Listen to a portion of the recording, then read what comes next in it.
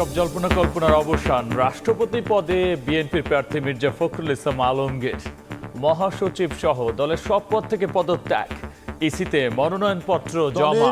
রাষ্ট্রপতি প্রার্থী মির্জা ফখরুল ইসলাম আলমগীরের নাম আমরা ঘোষণা করলাম এবং ইতিমধ্যে তিনি মহাসচিব এবং জাতীয় স্থায়ী কমিটির সদস্য থেকে পদত্যাগ করেছেন। 11 দলীয় জোট থেকে আরেকজন সদস্য হয়েছেন কর্নেল অলি আহমদ সাহেব, তারাও মনোনয়নপত্র জমা দিয়ে গেছেন। আমরা সেদিন ভোট করব।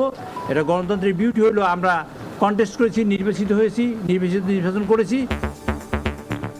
11 দল ঐক্যের প্রার্থী অলি আহমদের মনোনয়নপত্র ইসিতে জমা। গণভোটে রায়ের ভিত্তিতে নির্বাচন হলে জয়ী হতেন এলডিপি নেতা, মন্তব্য নেতাদের।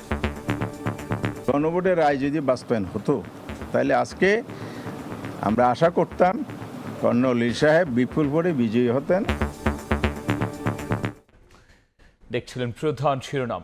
রাত 11টার সময় সঙ্গে আছি আমি গোলাম রাব্বি। এবার অন্যান্য শীর্ষ সংবাদ। প্রধানমন্ত্রী দিল্লি সফরের বিষয়ে ইতিবাচক, ঢাকা নির্ভর করছে সময় ও আলোচনার ওপর, জানালেন প্রতিমন্ত্রী। দিল্লিকে সম্পর্ক উন্নয়নের সুযোগ কাজে লাগানোর আহ্বান। গ্যাস সংকট আর লোডশেডিং এ নাজেহাল মানুষ, গ্রামগঞ্জের পর ঢাকায়ও ফিরছে বিদ্যুৎ বিভ্রাট। পরিস্থিতি সামাল দিতে রাত 8টায় বন্ধ হলো দোকান, শপিং মল। মশক নিধনে কীটনাশকের বদলে কেরোসিন। ঢাকা দক্ষিণ সিটিতে মিজান চক্রের একক আধিপত্য। পিয়ন থেকে গড়েছেন সম্পদের পাহাড়, পরীক্ষা করে ওষুধ নেয়ার দাবি। সড়কে থামছেই না মৃত্যুর মিছিল। একদিনে 8 জেলায় ঝরল 15 প্রাণ। কক্সবাজার ও নেত্রকোনায় নিহত 8, নওগাঁ, মাগুরা, রাজবাড়ী সহ আরো 6 জেলার 7 জনের মৃত্যু। এবং চট্টগ্রামে অগ্রণী ব্যাংকের ভল্ট থেকে 4 কোটি 38 লাখ টাকা উধাও। লালদিঘি শাখার ক্যাশ ইনচার্জ সহ 2 জন গ্রেফতার। টাকা সরানোর বিষয়ে আদালতে স্বীকারোক্তি।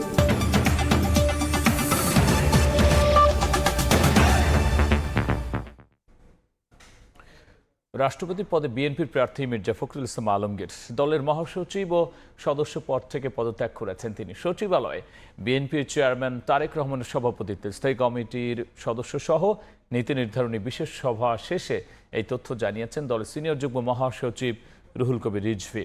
পরে নির্বাচন কমিশনে মির্জা ফখরুল ইসলামের পক্ষে মনোনয়নপত্র জমা দিয়েছেন বিএনপির প্রতিনিধি দল। এ সময় বিএনপি নেতারা জানিয়েছেন মির্জা ফখরুলকেই রাষ্ট্রপতি হিসেবে পেতে যাচ্ছে দেশ। সব জল্পনা কল্পনার অবসান ঘটিয়ে ঘোষণা হলো রাষ্ট্রপতি পদে বিএনপি মনোনীত প্রার্থীর নাম। দেশের 23তম রাষ্ট্রপতি হওয়ার পথে মির্জা ফখরুল ইসলাম আলমগীর। নির্বাচন কমিশনে দলীয় প্রার্থীর মনোনয়ন জমার শেষ দিনে প্রার্থী চূড়ান্ত করতে সচিবালয়ে বিশেষ বৈঠক ডাকেন বিএনপি চেয়ারম্যান তারেক রহমান। স্থায়ী কমিটির সদস্য সহ নীতি নির্ধারণী এই সভায় রাষ্ট্রপতি পদে দলের মহাসচিব ও স্থানীয় সরকার মন্ত্রীর দায়িত্ব পালন করা মির্জা ফখরুল ইসলাম আলমগীরের নাম চূড়ান্ত করা হয়। দলের রাষ্ট্রপতি প্রার্থী মির্জা ফখরুল ইসলাম আলমগীরের নাম আমরা ঘোষণা করলাম। সাংবিধানিক কি প্রক্রিয়াগুলো আছে সেগুলো পর্যালোচনা করে আপনাদেরকে পরবর্তীতে জানাবো। মির্জা ফখরুল ইসলাম আলমগীর দলের মহাসচিব ও সদস্য পদ থেকে পদত্যাগ করেছেন বলেও জানান রিজভী। মহাসচিব এবং জাতীয় স্থায়ী কমিটির সদস্য এই দুইটা থেকে ইতিমধ্যেই তিনি পদত্যাগ করেছেন এবং দলের প্রার্থী হয়েছেন মির্জা ফখরুল ইসলাম আলমগীর। পরে নির্বাচন কমিশনে রাষ্ট্রপতি পদে বিএনপির পক্ষ থেকে মির্জা ফখরুল ইসলামের মনোনয়নপত্র জমা দেন দলের স্থায়ী কমিটির সদস্য ডক্টর আব্দুল মঈন খান। ইসিতে এ সময় আরও উপস্থিত ছিলেন দলের স্থায়ী কমিটির সদস্য গয়েশ্বর চন্দ্র রায়, পানি সম্পদ মন্ত্রী শহীদুদ্দিন চৌধুরী অ্যানি এবং সংসদে সরকার দলীয় চিফ হুইপ নুরুল ইসলাম মনি। উনি আমাদেরকে ডেকে রাষ্ট্রপতি নির্বাচন কোনো নিয়ম রক্ষার আয়োজন নয় বলে মন্তব্য করেন বিএনপির জ্যেষ্ঠ নেতা গয়েশ্বর। আর চিফ হুইপ জানান গণতন্ত্রের সৌন্দর্যের জন্য রাষ্ট্রপতি নির্বাচনে অংশ নিয়েছে বিরোধী দল। এটা কোনো মতে নিয়ম রক্ষার নির্বাচন না, এটা সংবিধান এবং আরপিইউ সমন্বয়ে যেটা হওয়া উচিত সেটাই হচ্ছে।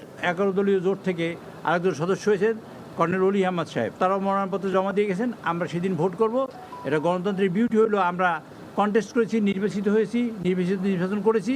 রাষ্ট্রপতি বেছে নিতে আগামী 20 আগস্ট জাতীয় সংসদে ভোট দেবেন সংসদ সদস্যরা। মুরসালিন হক জুনায়েদ, সময় সংবাদ, ঢাকা। রাষ্ট্রপতি পদে নির্বাচনে অলি আহমদের মনোনয়নপত্র জমা দিয়েছে 11 দলীয় ঐক্য। প্রধান নির্বাচন কমিশনের কাছে 11 দলীয় ঐক্যের সমন্বয়ক হামিদুর রহমান আজাদ মনোনয়নপত্র জমা দেন। গণভোটের রায়ের ভিত্তিতে নির্বাচন হলে অলি আহমদ জয়ী হতেন বলে মন্তব্য করেছেন জামায়াতের এই নেতা। রাষ্ট্রপতি নির্বাচনে মনোনয়নপত্র জমা দেওয়ার শেষ দিন বৃহস্পতিবার বেলা 11টার দিকে নির্বাচন কমিশনে আসেন জামায়াত নেতৃত্বাধীন 11 দলীয় ঐক্যের প্রতিনিধিরা। পরে রাষ্ট্রপতি নির্বাচনে কর্নেল অলি আহমেদের পক্ষে প্রধান নির্বাচন কমিশনারের কাছে মনোনয়নপত্র জমা দেন 11 দলীয় ঐক্যের সমন্বয়ক হামিদুর রহমান আজাদ। মনোনয়নপত্র জমা দেওয়ার আনুষ্ঠানিকতা শেষে সাংবাদিকদের সঙ্গে কথা বলেন জামায়াত নেতা হামিদুর রহমান আজাদ। জানান, সংবিধানের 70 অনুচ্ছেদ গণভোটের রায়ে সংশোধন হওয়ার পরেও বিএনপির একগুঁয়েমির কারণেই রাষ্ট্রপতি নির্বাচনেও গণতান্ত্রিক অধিকার খর্ব হচ্ছে। গণভোটে এটা পাশ হওয়ার পরও 12 ফেব্রুয়ারি বিএনপির একগুঁয়েমি এবং দলীয় সংকীর্ণতার কারণে দেশের স্বার্থকে প্রাধান্য দিতে না পারার কারণে এই সংস্কারটা ওনারা করছেন না। বিশেষ করে গণভোটের যে রায় বাস্তবায়ন করছেন না।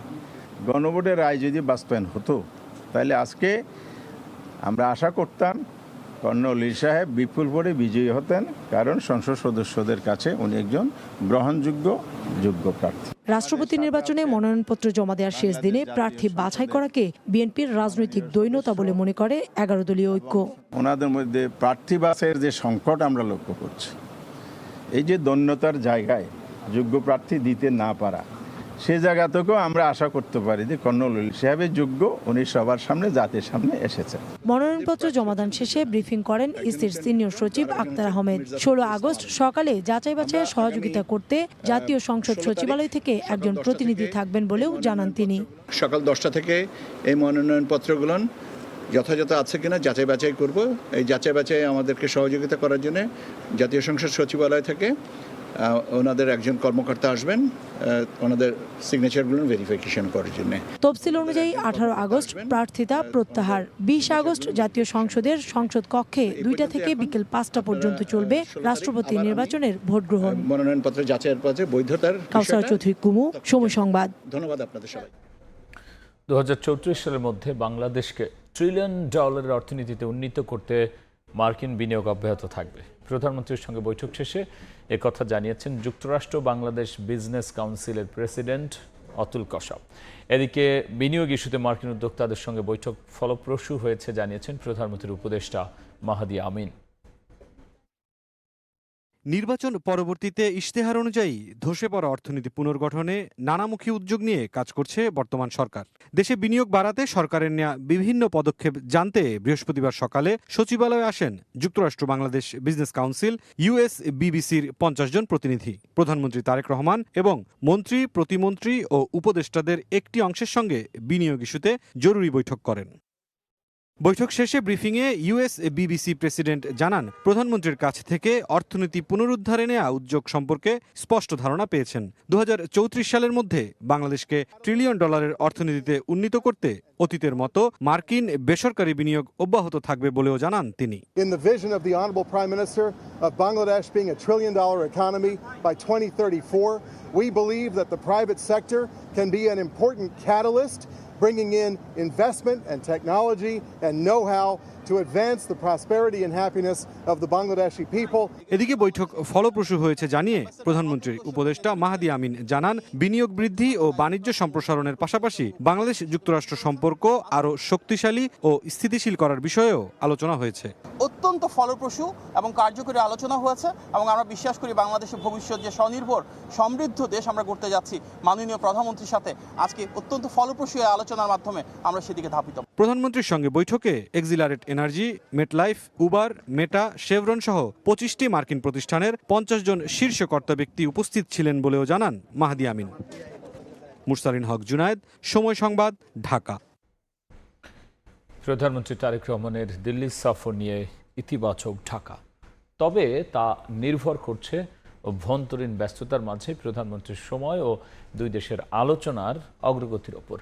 মন্ত্রণালয়ের সাংবাদিকরা এই কথা জানিয়েছেন পররাষ্ট্র প্রতিমন্ত্রী শামা ওবায়দ ইসলাম। তিনি আরও বলেছেন, ঢাকা দিল্লি দ্বিপাক্ষিক সম্পর্কে উন্নয়নের যে সুযোগ তৈরি হয়েছে ভারতের উচিত তা কাজে লাগানো।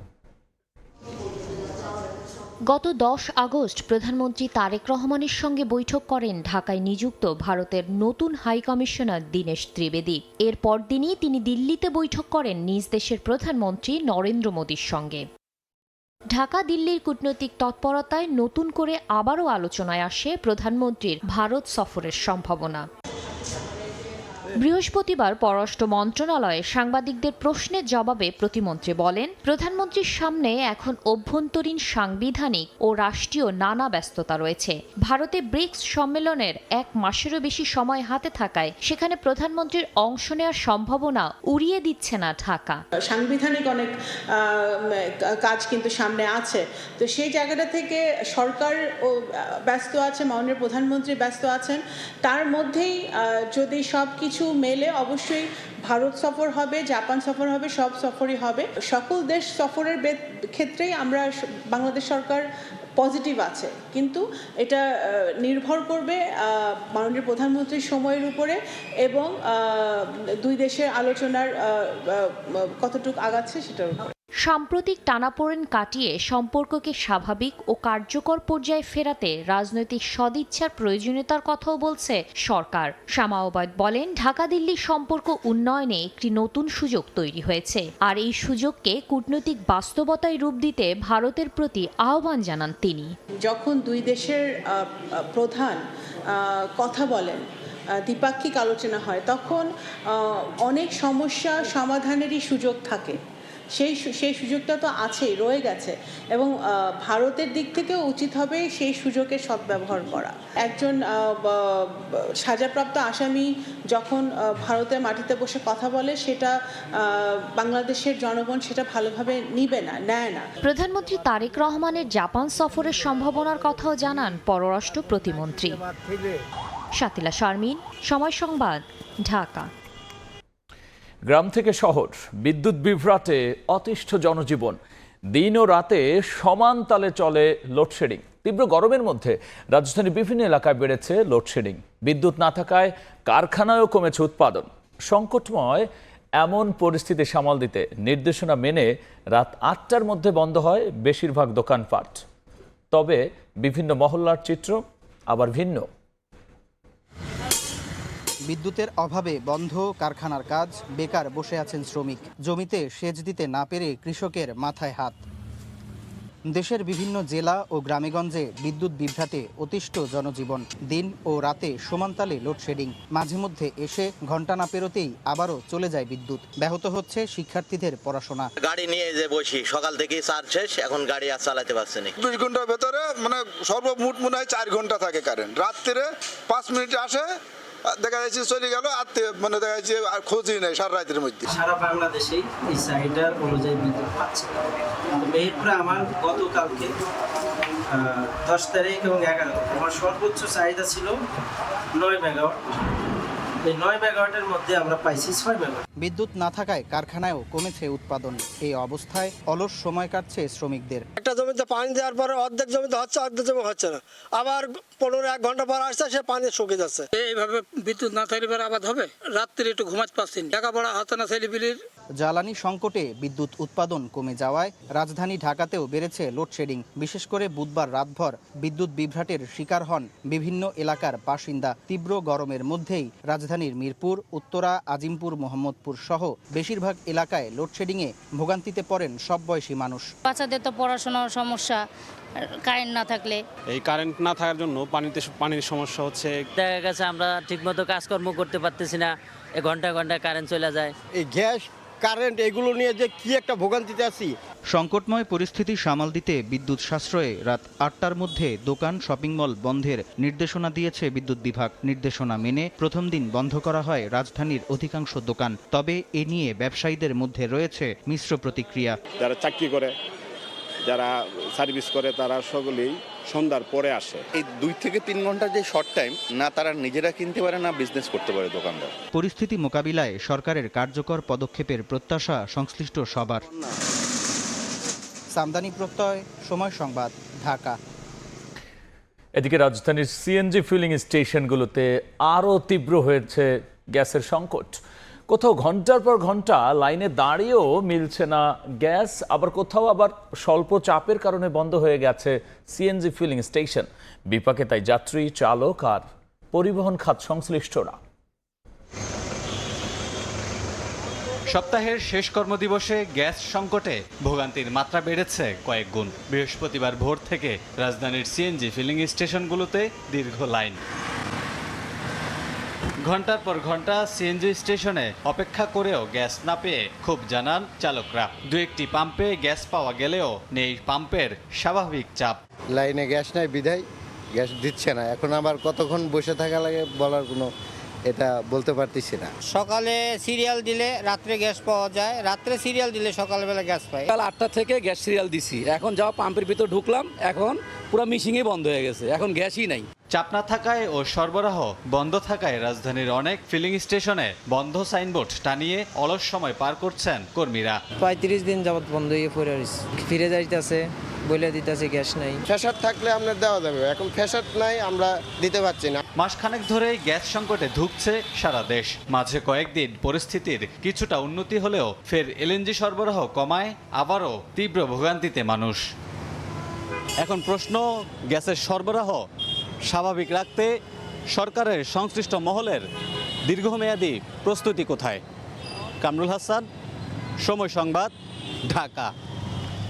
মশা নিধনে কীটনাশকের নামে সরবরাহ করা হয় কেরোসিন। টেন্ডার প্রক্রিয়া, কীটনাশক পরীক্ষা, অবৈধ লেনদেন সবকিছুই মিজান চক্রের নিয়ন্ত্রণে। ঢাকা দক্ষিণ সিটির মশা নিধনের কীটনাশক সরবরাহে একক আধিপত্য তার। এক যুগেরও বেশি সময় ধরে মশা নিধন বাণিজ্যের নামে অফিস পিয়ন থেকে গড়েছেন সম্পদের পাহাড়। এম এ আজিমের অনুসন্ধানী রিপোর্টে দেখব বিস্তারিত। কমলে বিজনেস হবে কেমন? ঢাকা শহরে মশা পালি আমরা, এটা বিজনেস।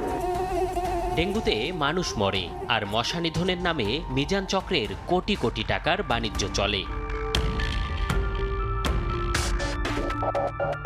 অনুসন্ধান বলছে, প্রতারণা ও মশা নিধনে ভেজাল কীটনাশক সরবরাহের দায়ে দুটি প্রতিষ্ঠান কালো তালিকাভুক্ত হয়েছে বিগত দিনে। এর মধ্যে সবথেকে বেশি বিতর্কিত মিজানুর রহমানের দি লিমিট অ্যাগ্রো।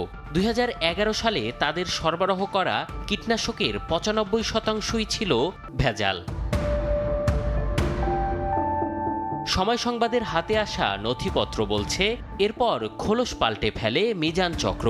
ফরওয়ার্ড ইন্টারন্যাশনাল নামে খোলে নতুন প্রতারণার দোকান।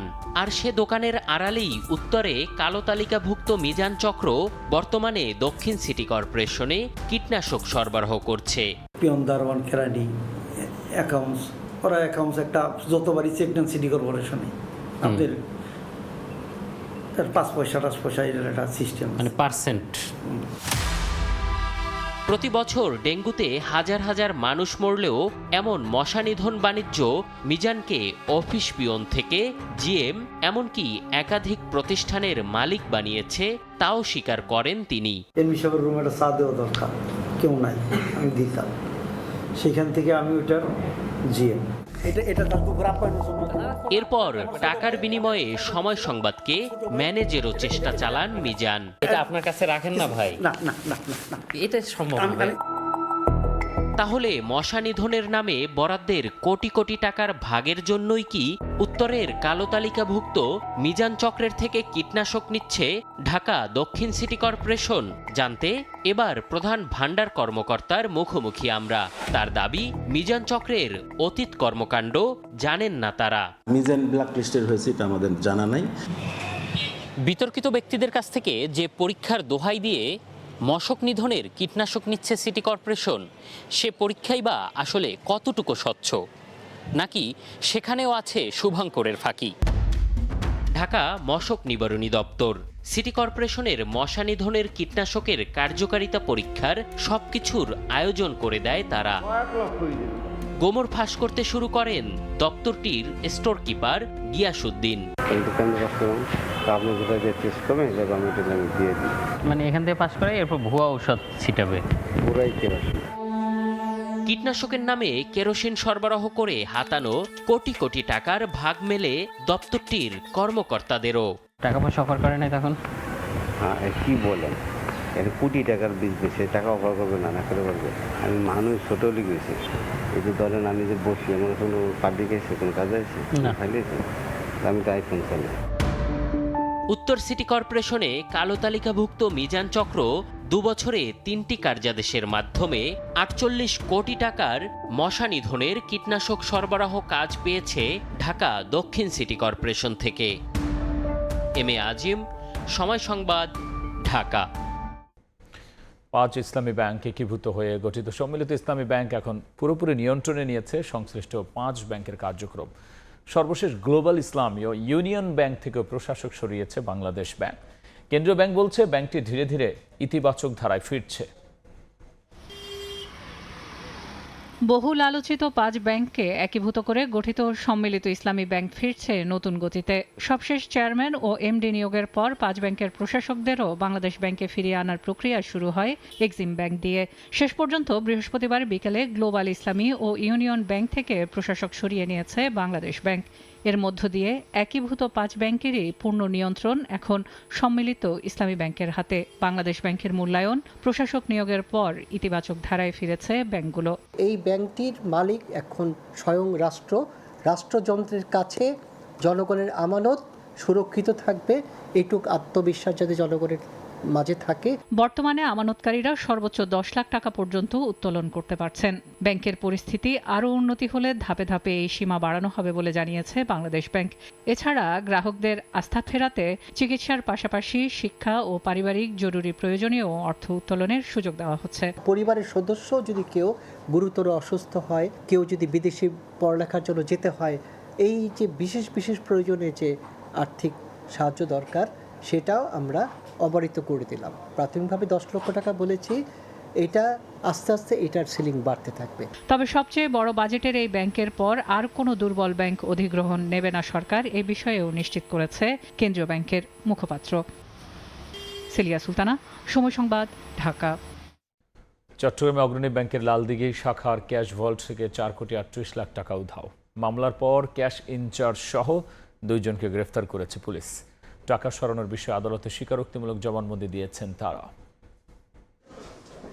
ভল্ট থেকে 4 কোটি 38 লাখ টাকা উধাও। এ ঘটনায় তোলপাড় চট্টগ্রাম জুড়ে। উদ্বেগ উৎকণ্ঠা লালদিঘির অগ্রণী ব্যাংক শাখার কর্মকর্তা ও গ্রাহকদের মাঝে।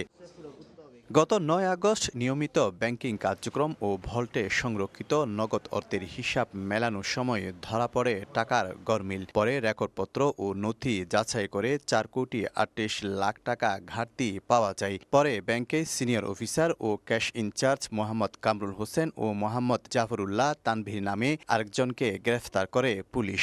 ব্যাংকের টাকা উদয় হয়ে যাওয়ার কোনো সুযোগ এখানে নাই। ব্যাংক হচ্ছে একটা বড় প্রতিষ্ঠান, যে চুরি করছে এবং যার কাছে টাকা রাখছে উভয়কেই গ্রেপ্তার করা হয়েছে।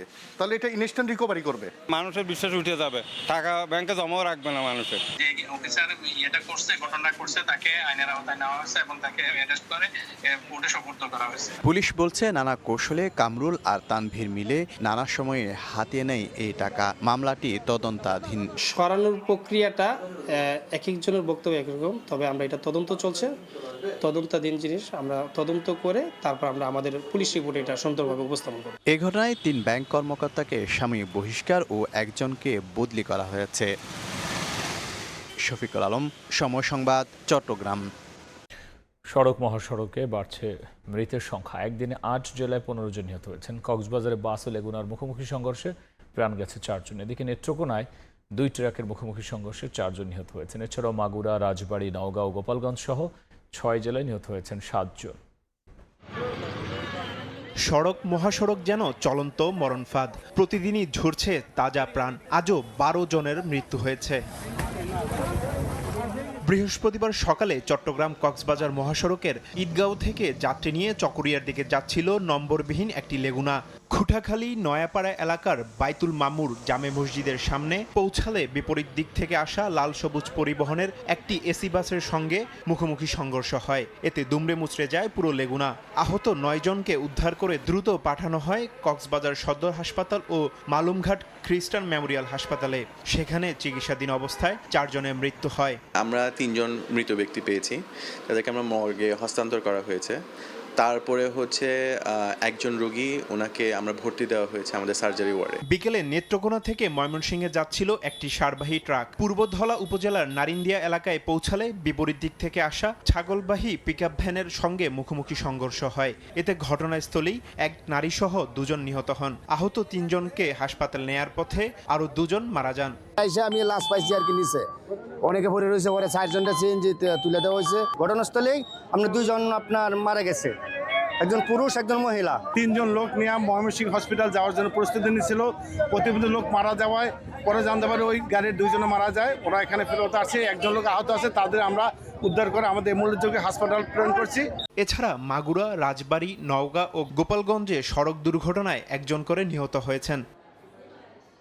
তারিফ রহমান, সময় সংবাদ। সিলেটের রায়নগরে ট্রিপল মার্ডারে ব্যবহৃত ছুরি উদ্ধার করা হয়েছে। সকালে ঘটনাস্থলের পাশের একটি ঝোপ থেকে অভিযুক্তের তথ্যের ভিত্তিতে অভিযান চালিয়ে আলামতটি উদ্ধার করা হয়। বুধবার সকালে সিলেট নগরীর রায়নগর আবাসিক এলাকার মিতালি 111 নম্বর বাসা থেকে উদ্ধার করা হয় 3 জনের মরদেহ। হত্যাকাণ্ডের পর রহস্য উদ্ঘাটনে তদন্ত শুরু করে পুলিশ। ওই দিন বিকেলে রায়নগর রাজবাড়ী এলাকার একটি বাসা থেকে বাবুল মিয়া নামে এক যুবককে আটক করে পুলিশ। জিজ্ঞাসাবাদে সে হত্যাকাণ্ডের সঙ্গে জড়িত থাকার কথা স্বীকার করেছে বলে দাবি পুলিশের। পরে বাবুলের দেয়া তথ্যের ভিত্তিতে বৃহস্পতিবার সকালে বাসার পাশের একটি ঝোপ থেকে উদ্ধার করা হয় হত্যায় ব্যবহৃত ছুরি। আসামি বলছে যে আমি একটা ব্যাগে করে নিয়ে আসছি, নিয়ে আসার পরে ব্যাগ সহ আমি ফিকে দিয়ে ফেলে দিছি। ফেলে দেওয়ার পরে ওখানে ব্যাগটা ছিল পাশে, তার পাশে ইটা ছিল, চাকুটা পড়েছিল। লেবার নিয়ে এসে আমরা পুলিশ সহ এলাকার মানুষের উপস্থিতিতে আমরা সেখানে খোঁজাখুঁজি করে হত্যা যে ছুরিটি দিয়ে সংগঠিত করা হয়েছে সেটি আমরা উদ্ধার করতে সক্ষম হয়েছি। পুলিশ বলছে ওই বাসার গৃহ পরিচারিকা তাহমিনার সঙ্গে বাবুলের প্রেমের সম্পর্ক ছিল। বুধবার তাহমিনার সঙ্গে কথা কাটাকাটির এক পর্যায়ে ছুরিকাঘাত করে বাবুল। তাকে বাঁচাতে এগিয়ে এলে কুপিয়ে হত্যা করা হয় বাসার মালিক মোহাম্মদ আব্দুস সাত্তার ও তার স্ত্রী সুরাইয়া বেগমকে। পরে বারান্দা দিয়ে পালিয়ে যায় বাবুল। এদিকে হত্যাকাণ্ডের বিচারের দাবিতে নগরীর কেন্দ্রীয় শহীদ মিনারে মানববন্ধন করেছেন এলাকাবাসী। মুরব্বী তো আর নাই, আত্মাটা শান্তি পাবে, আমরা চাই বিচারটা সুস্থভাবে হোক। এই ঘটনা যেন আর বিতালির ভিতরে আর ঘটনা না ঘটে। এটার পিছনে কি কারণ, কে আছে বা কারা আছেন, এটা একটু তদন্ত করে বের করা হোক। এরকম ঘটনা যাতে আর কারণ না ঘটে, দ্রুত বিচারের আওতায় তার শাস্তি চাই। উদ্ধার করা ছুরিসহ অন্যান্য আলামত পরীক্ষা করছে পুলিশ। অপু বণিক, সময় সংবাদ, সিলেট। যুক্তরাষ্ট্র ইরান যুদ্ধবিরতির মেয়াদ 7 দিন বাড়াতে প্রাথমিকভাবে সম্মত হয়েছে বলে দাবি করেছে গণমাধ্যম আনাদুল এজেন্সি। রয়টার্স ইরানের এক জ্যেষ্ঠ কর্মকর্তা জানিয়েছেন, যুক্তরাষ্ট্রের সঙ্গে এ বিষয়ে আলোচনা হয়নি। প্রণালী যুক্তরাষ্ট্রের নিয়ন্ত্রণে রয়েছে মার্কিন প্রেসিডেন্টের এমন দাবি প্রত্যাখ্যান করেছে ইরান। IRGC জানায়, যুক্তরাষ্ট্র যদি নতুন সামরিক হামলা চালায় তবে বিশ্বের যে কোনো জ্বালানি লাইন, বিদ্যুৎ কেন্দ্রে পাল্টা আক্রমণের ঝুঁকিতে পড়বে।